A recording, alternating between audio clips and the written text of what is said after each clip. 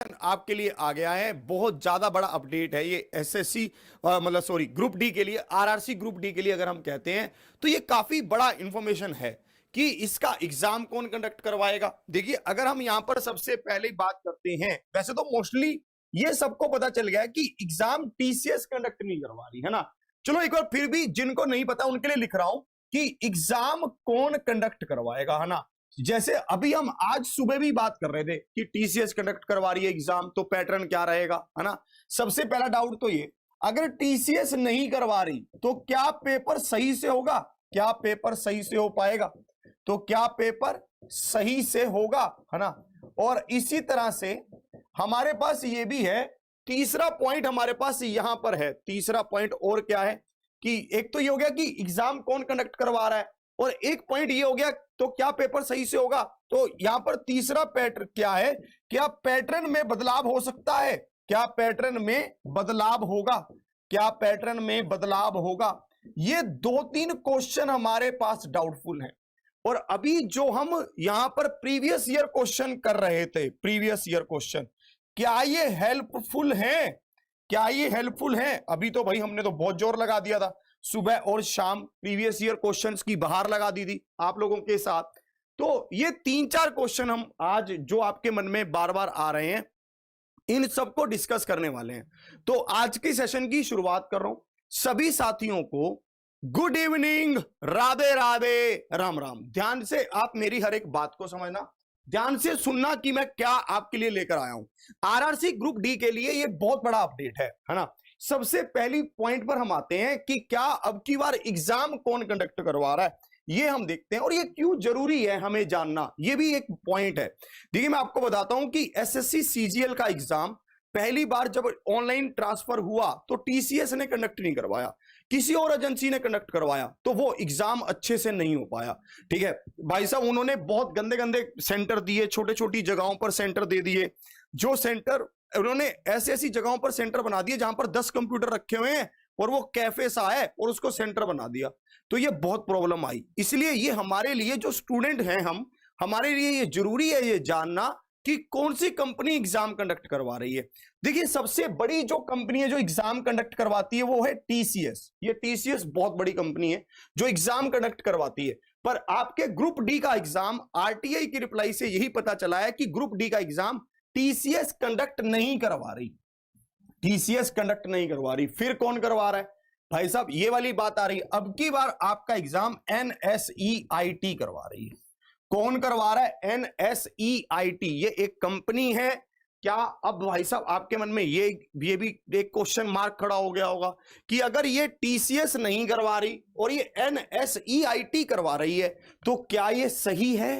क्या भाई साहब एनएसईआईटी इतने करोड़ों बच्चों का पेपर सही तरीके से करवा पाएगी, ये भी तो एक जानने की मंशा होती है, एक अंदर से एक इच्छा जागृत होती है कि कहीं ऐसा तो नहीं है कि पता चले हम पेपर देने जाएं वहां कंप्यूटर हैंग कर रहे हो, वहां पर सही से नहीं चल रहे हो, है ना, बहुत सारी दिक्कतें आ जाएं।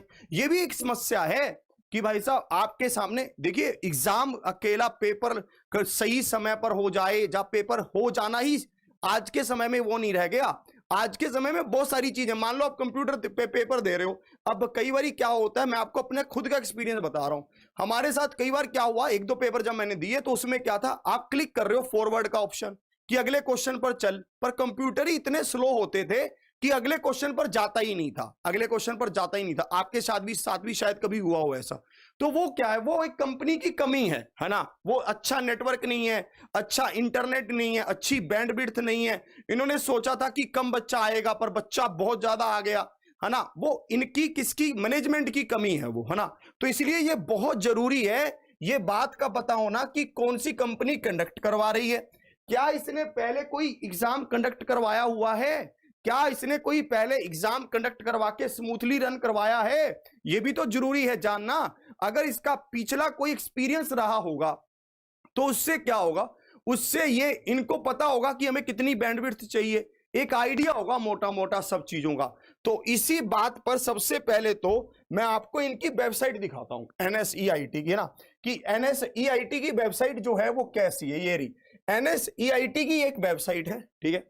इस पे अगर आप देखोगे इन्होंने लिखा हुआ है कि ये बहुत बढ़िया जो मतलब इनोवेटिव और नॉलेजेबल कंपनी है in the organization of culture and difference of, मतलब इसके काफी सारे क्लाइंट्स हैं, ठीक है। ये NSEIT के बारे में अगर आप कभी खोलकर देखोगे तो आपको पता चलेगा कि NSEIT क्या क्या करती है। ये क्या है, ये 3rd लार्जेस्ट स्टॉक एक्सचेंज वगैरह की है, ठीक है। और इन्होंने यहां पर देखिए इन्होंने लिखा हुआ है पैशन, ओनरशिप, कस्टमर, ये सब इन्होंने, इसकी एक वेबसाइट है जिसको अगर आप खोल कर देखेंगे ना, ये सब आपको बताएगी कि भाई साहब हमने क्या क्या किया हुआ है, हम क्या क्या कर रहे हैं। जैसे मान लीजिए एक बार मैं अगर फिर से डालूं इसको, ठीक है, एक और बराबर में एक नई स्लाइड खोलता हूं NSEIT की, ताकि हमें और अच्छे से ये पता चल सके। आप में से बहुत सारे बंदों ने अब तक तो इस पर सर्च भी कर लिया होगा, आपने देख लिया होगा कि भाई साहब NSEIT क्या क्या है ना।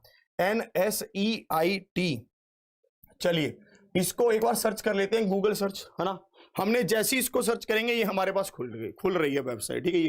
ये रही री इमेजिन। ये सबसे पहले ये इसका एक पेज आता है, ठीक है, जिनके बारे में आप इसको जान सकते हैं। और फिर ये कह रहा है इंश्योर बिजनेस वगैरह के बारे में बता रहा है, ठीक है। अबर कंपनी, कस्टमर के बारे में, स्ट्रेटेजिक, टेक्नोलॉजी, सर्विसेज, ये क्या क्या सर्विसेज डिलीवर करता है। डिजिटल एग्जामिनेशन, ये देखिए ये इन्होंने यहां पर लिखा हुआ है digital examination, accelerate your business with intelligent data driven solutions वगैरह। मतलब काफी सारी, ये एक बड़ी कंपनी है, ये कोई ऐसा नहीं है कि छोटी मोटी कंपनी हो इसका इन्होंने इसको दे दिया हो, ऐसा नहीं है।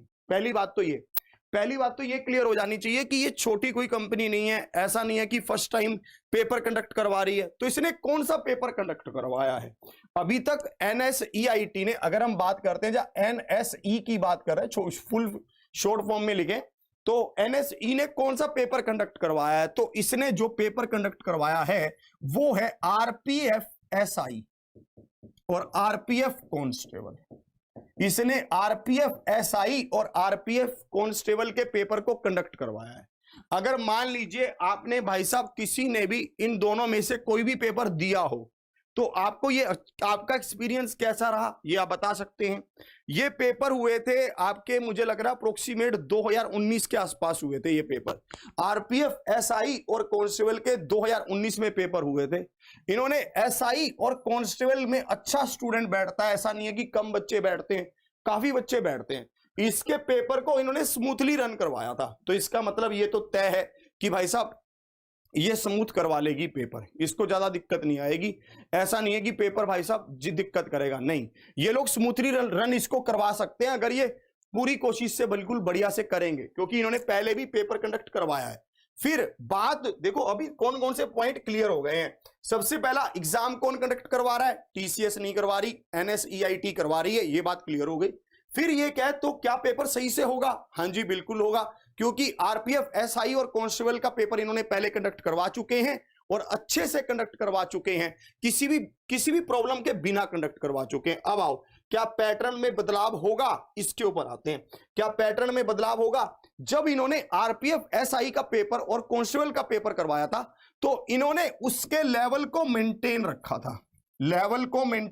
था, मतलब ऐसा नहीं किया था कि कांस्टेबल के लेवल में SI का लेवल मतलब घुसा दिया हो, या फिर CGL के क्वेश्चन पूछ लिए हो, CHSL के क्वेश्चन। मतलब इनको पूरी तरह से क्लियर था कि 10th लेवल क्या है और ग्रेजुएशन लेवल क्या है। इनको ये पूरी तरह से क्लियर था, ऐसा नहीं था कि इनको पता ही नहीं चल रहा। भैया जहां पर 10th का क्वेश्चन डालना था वहां ग्रेजुएशन का डाल दिया, जहां ग्रेजुएशन का डालना था वहां 10th का डाल दिया, ऐसा नहीं था। मतलब ये पूरी तरह से इनको साफ था कि ये SI है और ये कांस्टेबल है, ये इसको समझ पा रहे थे, है ना। तो इसका मतलब क्या है? इसका मतलब ये भी बिल्कुल साफ हो गया है कि ये लेवल के पैटर्न में ज्यादा चेंज नहीं करेगा। जो पैटर्न है उसी पैटर्न पर पेपर को रखेगा, पैटर्न में बदलाव नहीं करेगा। मतलब ऐसा नहीं करेगा कि भाई बहुत हाई लेवल था और उसमें लो लेवल के डाल दिए, या फिर बहुत लो लेवल का रखना था उसमें हाई लेवल के डाल दिए, नहीं, ये ऐसा नहीं करेगा, ठीक है। और फिर एक बात और आती है, ठीक है, RPF SI और कांस्टेबल के पेपर ये करवा चुका है। अब हमें इससे एक सीख और मिलती है, एक सीख भी मिल रही है। क्या सीख मिल रही है? कि हमें भी RPF SI और कांस्टेबल के पेपरों को रिवीजन करना शुरू करना चाहिए। ये जैसे हम सुबह ग्रुप डी के क्वेश्चंस को डिस्कस कर रहे हैं, उसके साथ साथ हमें कुछ पेपर RPF SI के और कांस्टेबल के भी डिस्कस करने चाहिए, ताकि हम उसके पैटर्न को भी समझ सके, है ना। क्योंकि भैया जो इसके लिए तो रेलवे एक ही है। अब इसने जो क्वेश्चन यहां पर यूज कर दिए वही क्वेश्चन कहीं ना कहीं यहां पर भी रिफ्लेक्ट करेगा, दिखाएगा ये, है ना, क्योंकि इसके पास डाटा पहले से बना हुआ है। इसके लिए तो आसानी यही होगी कि मैं यहां से क्वेश्चंस को उठा लूं और अगर इसको पूरी तरह से, अब देखो एक क्वेश्चन और बच गया, वो क्वेश्चन क्या बच गया, वो क्वेश्चन ये बच गया, प्रीवियस ईयर क्वेश्चन क्या ये हेल्पफुल हैं? जो ये प्रीवियस ईयर क्वेश्चन है क्या ये हेल्पफुल रहेंगे? इसके ऊपर भी चर्चा कर लेते हैं। प्रीवियस ईयर क्वेश्चन के पेपर को देखे बिना ये लेवल तय नहीं कर सकता, ठीक है। प्रीवियस ईयर क्वेश्चन के पेपर को देखे बिना ये लेवल तय नहीं कर सकता, तो प्रीवियस ईयर क्वेश्चन के लेवल को इसको करना ही पड़ेगा भाई साहब। प्रीवियस ईयर के क्वेश्चन के पेपर को ये बिना देखे, बिना उसके पैटर्न को समझे, ये उसके लेवल को तय नहीं कर सकता। तो क्योंकि अगर उसके पेपर को नहीं देखेगा तो इसको लेवल कैसे पता चलेगा, है ना? तो इसलिए भाई साहब ये बहुत जरूरी है। अगर इसको कांस्टेबल अगर ये लेवल मेंटेन रखता है और आगे भी लेवल मेंटेन रखना चाहता है तो भाई साहब इसको इन दोनों पर काम करना ही होगा। प्रीवियस ईयर क्वेश्चन को ये सेम टू सेम मतलब उस पैटर्न को फॉलो करेगा, ये पूरी तरह से हेल्पफुल हैं, अभी भी हैं और आगे भी रहेंगे, ठीक है। तो ये 3-4 बातें आपके साथ मुझे करनी थी। ये सब भाई साहब हमने पूरा सोचा था कि आपको पूरा बता दें। किसी भी तरह से पैनिक होने की कोई जरूरत नहीं है कि पेपर कैसा होगा, अच्छा होगा, बुरा होगा, ठीक है। सब कुछ बेस्ट तरीके से चल रहा है, सब कुछ बेहतरीन तरीके से होगा, ठीक है। तो बहुत अच्छे से आप तैयारी करते रहिए, बहुत अच्छे से, आप बिल्कुल घबराइए मत, किसी भी तरह से आप परेशान मत होइए।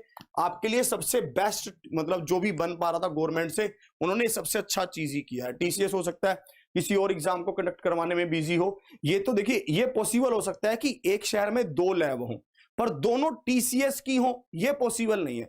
एक टीसीएस की होगी, एक एनएससीआईटी की होगी। हो सकता है भाई साहब उसी के पैरेलली मान लीजिए यूपी कांस्टेबल का एग्जाम चल रहा है, इधर